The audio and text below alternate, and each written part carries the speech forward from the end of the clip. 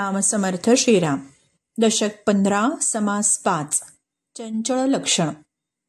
समर्थ इथे विश्वाची रचना समजावून सांगतायत.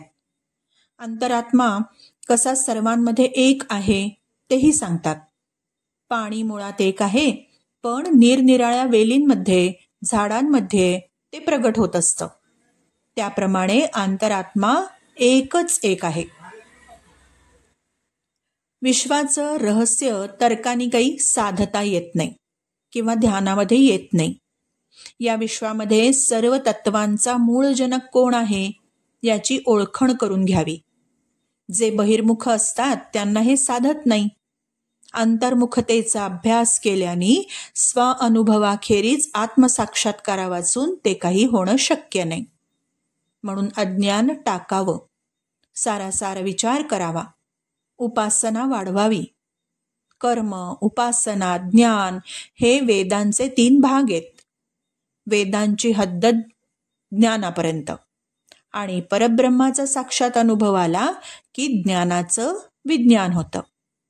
विज्ञान अर्थात वेदांच्या पलीकडे आहे.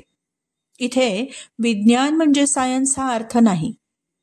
ज्ञानाने होणारा स्व अनुभव हे संतांना साधलेलं असतं. पुढील उदाहरणावरून याचा प्रत्यय येतो. काय आहे ते उदाहरण?